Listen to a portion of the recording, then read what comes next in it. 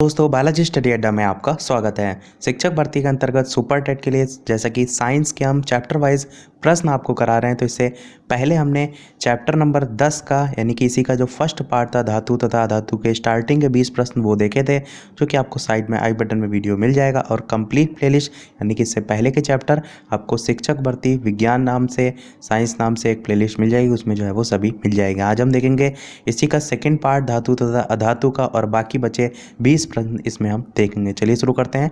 प्रश्न आपका 21 कह रहा है कि बर्तन बनाने के लिए कौन सी निम्नलिखित मिश्र धातु का इस्तेमाल नहीं किया जाता है। यहाँ पर क्या लिखा है, नहीं किया जाता है। मिश्र धातु कौन कौन सी थी मैंने आपको पहले वाले पार्ट में सभी बता दी थी, क्योंकि मिश्र धातुओं से प्रश्न बहुत ज़्यादा पूछा जाता है।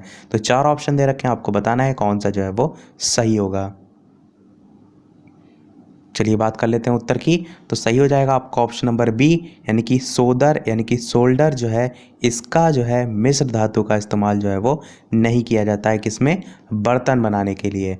जबकि इसका यूज़ कहाँ होता है, तो जो जोड़ होते हैं उनमें टाका लगाने में जो है इसका यूज जो है वो किया जाता है। पीतल की बात करें तो ये कॉपर और जिंक जो है उसका मिश्रण होता है। इसके अलावा ड्यूरेलुमिन इसकी बात करें तो एल्यूमिनियम, कॉपर, मैग्नीशियम और Mn इन सभी का जो है ये मिश्रण होता है।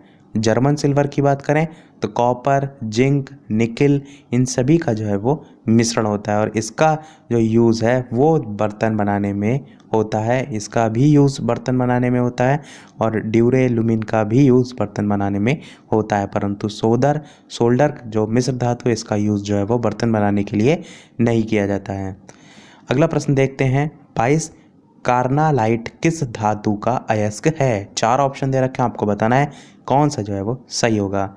कार्नालाइट जो है इसका सूत्र क्या होता है, तो इसका सूत्र होता है KMgCl3 6H2O, ये जो है इसका सूत्र होता है। तो बात करें उत्तर की कौन सा सही होगा, सही होगा आपका ऑप्शन नंबर ए, पोटेशियम जो है आपका ऑप्शन नंबर ए जो है वो सही हो जाएगा। इसका जो है ये अयस्क है। अगला प्रश्न देखते हैं 23, निम्नलिखित में से कौन सी धातु मानव ने सर्वप्रथम जो है वो प्रयुक्त की है। लोहा, तांबा, सोना, कांसा, ये आपको ध्यान होगा। तो हिस्ट्री में काफ़ी बार प्रश्न पूछा जाता है कि मानव द्वारा प्रयोग की गई सर्वप्रथम धातु जो है वो कौन सी थी। बात करें उत्तर की तो सही हो जाएगा आपका ऑप्शन नंबर बी, यानी कि तांबा जो है ये सही हो जाएगा। तांबा जो है ये एक रासायनिक तत्व होता है, और इसका जो संकेत होता है वो Cu जो है वो होता है। इसकी परमाणु संख्या की बात करें तो 29 जो है परमाणु संख्या होती है, यानी कि परमाणु क्रमांक होता है। परमाणु भार जो है इसका 63.5 जो है वो होता है, और ये एक तन्य धातु होती है। और यदि इसका प्रयोग पूछा जाए तो विद्युत के चालक के रूप में प्रधानता से जो है इसका यूज़ जो है वो किया जाता है। तो आपका ऑप्शन बी तांबा जो है वो सही हो जाएगा। अगला प्रश्न 24 देखते हैं। इसके अलावा मैंने फर्स्ट पार्ट में यानी कि इसका जो पहला पार्ट था उसमें एक प्रश्न पूछा था, उसके उत्तर मैंने कहा था अगले पार्ट में मैं दूंगा।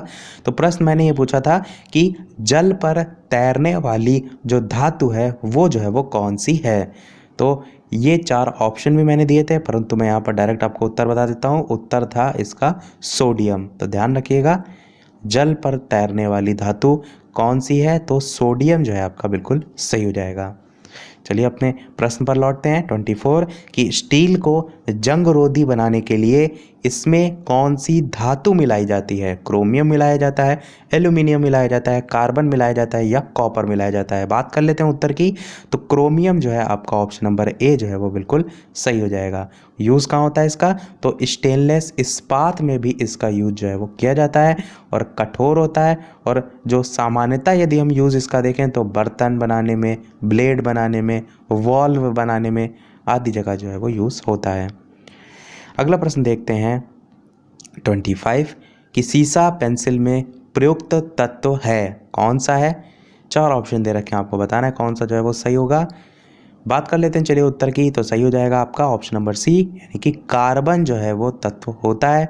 ग्रेफाइट जो है वो भी कार्बन का एक अत्यंत ही उपयोगी क्रिस्टलीय अपर रूप जो है वो होता है, और ग्रेफाइट जो होता है वो विद्युत का सुचालक भी होता है। इसके अलावा इसी को काला सोना भी कहा जाता है। क्यों? क्योंकि कागज़ पर रगड़ने से ये उस पर काला निशान जो है वो छोड़ता है। जैसे कि आप देखते हैं कि पेंसिल जो है आप कुछ भी लिखते हैं तो काला निशान छूटेगा ही, तो उसी प्रकार से जो है आपका हो जाएगा।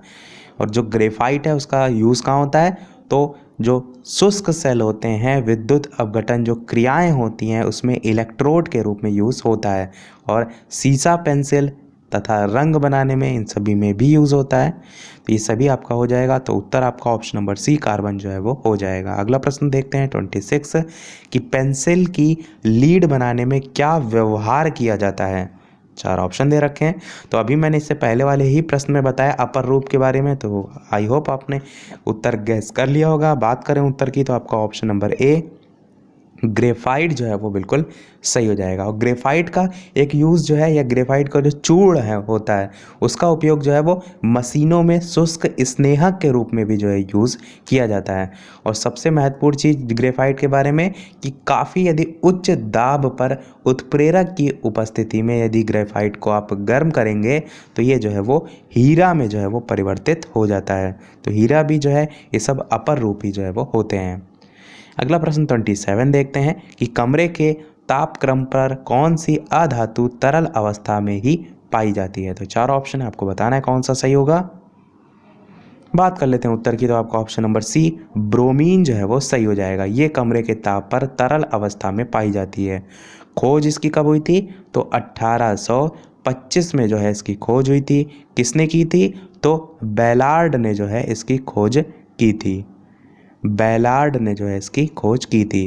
और इसकी प्रकृति की बात करें तो ये गहरे लाल रंग का गाढ़ा द्रव होता है जो कि लाल रंग की वाष्प भी जो है वो देता है। और इसी से या कह सकते हैं जो वाष्प देता है उसमें से अत्यधिक उत्तेजक और तीक्ष्ण दुर्गंध भी आती है, जो कि इसकी पहचान को भी जो है वो प्रदर्शित रखा गया है।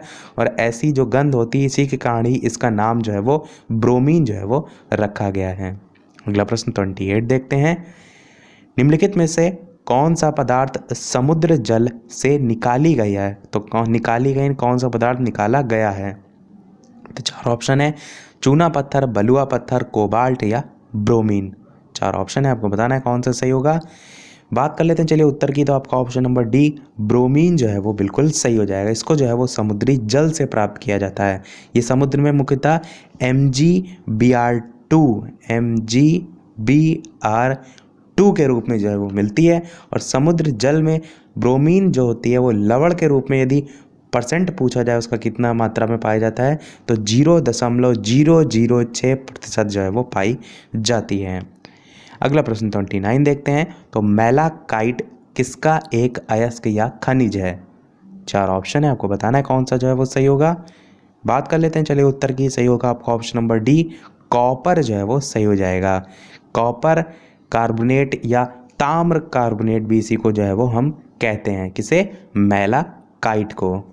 इसका रासायनिक सूत्र क्या होता है? तो रासायनिक सूत्र होता है इसका CuCO3.CuOH का होल ट्वाइज। तो ये जो है इसका सूत्र होता है। और इसकी खोज की बात करें तो सन 1800 ईस्वी तक जो है वो माना जाता है कि इसका यूज़ जो है वो होना शुरू हो गया था।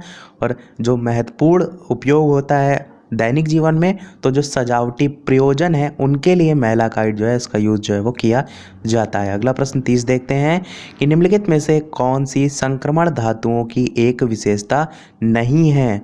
4 ऑप्शन दे रखे हैं, आपको बताना है कौन सा जो है वो सही होगा। ऑप्शन ए, बी, सी या डी।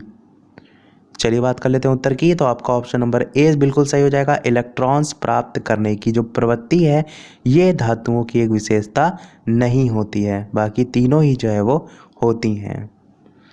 अगला प्रश्न देखते हैं 31। हेमाटाइट जो है डैश का एक अयस्क या खनिज है, तो किसका जो है वो है? हेमेटाइट आपको काफ़ी बार सूत्र भी पूछा जाता है तो ध्यान रखिएगा Fe2O3 जो है इसका सूत्र होता है। और बात करें उत्तर की तो किसका होता है ये खनिज या अयस्क? तो ये जो है वो लोहे का होता है, यानी कि आपका आयरन जो है वो ऑप्शन बी जो है वो सही हो जाएगा। और इसी को हम प्राकृतिक अयस्क के नाम से भी जो है वो जानते हैं।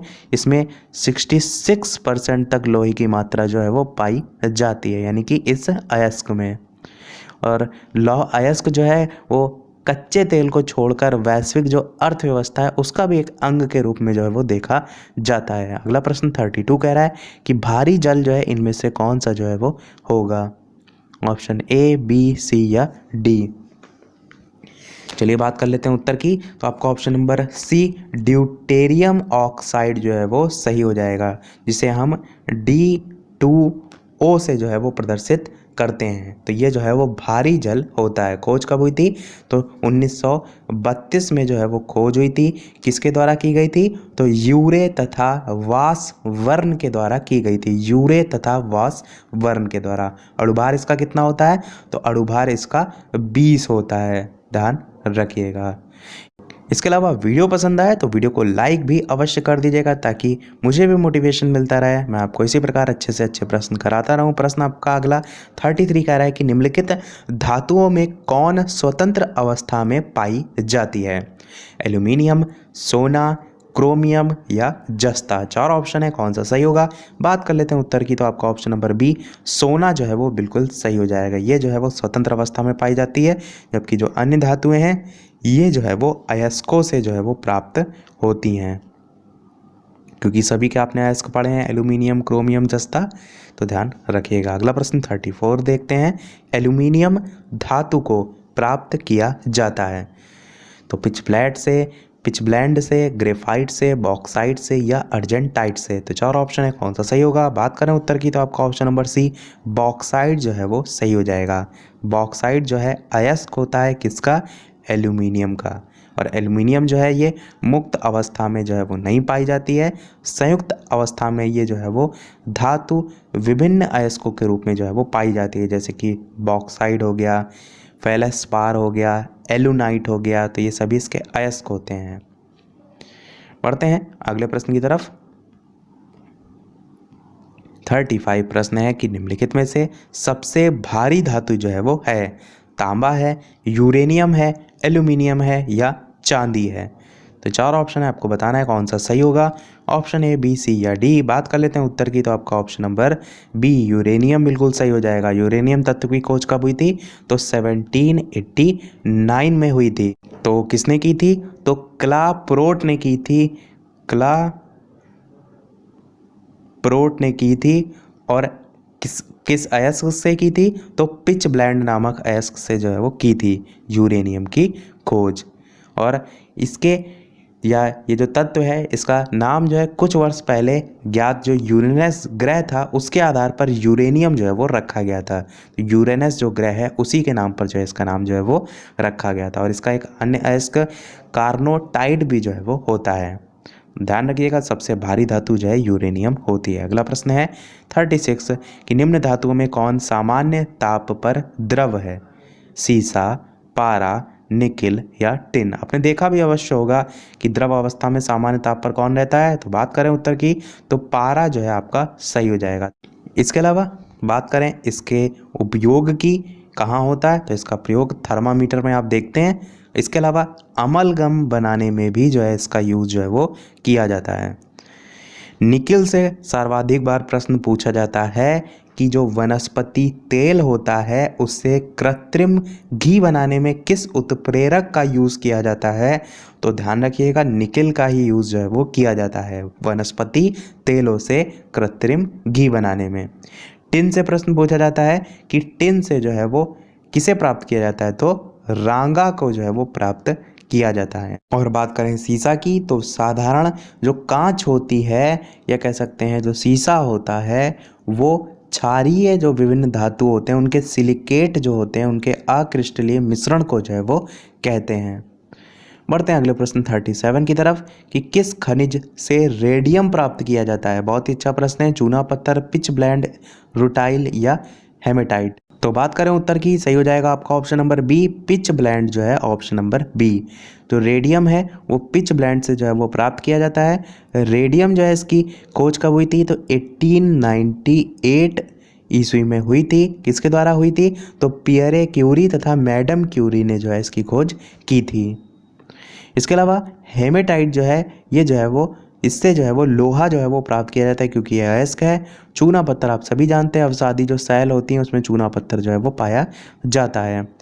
38 नंबर प्रश्न आपका सूची मिलान से संबंधित है। एक तरफ जो है वो सूची 1 में दे रखा है, दूसरी तरफ सूची 2 दे रखा है और नीचे जो है वो ऑप्शन दे रखे हैं। तो 4 ऑप्शन है, आपको बताना है कौन सा जो है वो सही होगा। तो चलिए मिलान देख लेते हैं डायरेक्ट। तो जर्मन जो सिल्वर है इसकी बात करें तो ये जो है आपका निकल से मिलेगा। सोल्डर जो दूसरा ऑप्शन है वो आपका टिन से जो है वो मिलेगा। ब्लीचिंग पाउडर जो है ये आपका क्लोरीन से मिलेगा। और चौथा ऑप्शन बचा हाइपो, ये जो है वो सोडियम से जो है वो मिलेगा। तो इस प्रकार से जो है वो इसमें जो है वो सूची 1 सूची 2 मिलेगा। और एक चीज़ यहाँ पर आपके प्रश्न मन में आ रहा होगा कि किस प्रकार से जो है इसका मिलान किया गया है। तो जो मिश्र धातुएं होती हैं उसमें कौन कौन सी मिली होती हैं उसके आधार पर जो है वो यहाँ पर मिलान किया गया है। जैसे कि जर्मन सिल्वर जो है इसमें तांबा 51% होता है, निकिल 14% होता है, जिंक 35% होता है। तो उसी में निकिल भी आता है, इसलिए निकिल से जो है वो मैच हुआ है। इसी प्रकार सोल्डर की बात करें तो इसमें जो है वो सीसा 68%, टिन जो है वो 32%, तो टिन देखिए यहाँ पर आ गया। तो इसी प्रकार ब्लीचिंग पाउडर भी हो जाएगा, क्योंकि ब्लीचिंग पाउडर जो है इसमें क्लोरीन का जो है वो प्रयोग किया जाता है। तो इसी प्रकार जो है वो हाइपो हो जाएगा, जिसमें Na यानी कि सोडियम, S यानी कि सल्फर, O2 यानी कि ऑक्सीजन, H यानी कि H2 यानी कि हाइड्रोजन, ये सभी से मिलकर बना होता है। तो इसी प्रकार हाइपो भी जो है आपका हो जाएगा। तो आपका ऑप्शन नंबर डी जो है वो सही होगा। ये जो है वो A से 2, B से 1, C से 4 और D से 3 है। अगला प्रश्न देख लेते हैं 39। स्टेनलेस स्टील बनाने के लिए लोहे में जो है वो क्या मिलाया जाता है। 4 ऑप्शन दे रखे हैं, आपको बताना है कौन सा सही होगा। ऑप्शन A, B, C या D। तो बात कर लेते हैं उत्तर की। तो सही होगा आपका ऑप्शन नंबर D यानी कि क्रोमियम और निकिल जो है वो सही हो जाएगा। स्टेनलेस स्टील जो है इसमें बात करें तो आयरन जो है वो 89.4% जो है वो होता है। क्रोमियम की बात करें तो ये जो है वो 10% होता है। इसी प्रकार जो मैग्नीज है वो 0.35% होता है। कार्बन जो है वो 0.25% होता है। तो अलग अलग संगठन जो है इसमें होते हैं। तो आपका ऑप्शन नंबर डी क्रोमियम और निकिल जो है वो सही हो जाएगा। चलिए बढ़ते हैं अपने अगले और इस वीडियो के लास्ट प्रश्न की तरफ। और जैसे कि सभी वीडियो में हम आपसे एक ना एक प्रश्न पूछते हैं, तो इस वीडियो का आपके लिए प्रश्न है कि धातुओं के पतले तार खींचे जाने का जो गुण होता है उसको जो है वो क्या कहते हैं। तन्यता कहते हैं, ऑप्शन नंबर ए। आघात वर्धनीयता कहते हैं, ऑप्शन नंबर बी।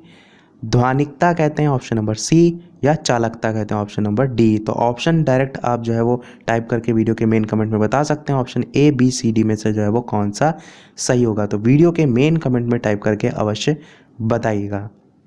तो इसी के साथ हमारा ये पार्ट भी जो है वो समाप्त होता है, चैप्टर समाप्त होता है। अगले वीडियो में हम इसके आगे के जो चैप्टर हैं उसको देखेंगे। तो आज के वीडियो में इतना ही। वीडियो पसंद आया हो लाइक अवश्य कीजिएगा, नए हैं चैनल पर तो सब्सक्राइब जरूर कीजिएगा। मिलते हैं अगले वीडियो में नए टॉपिक के साथ, तब तक के लिए नमस्कार। Thank you for watching.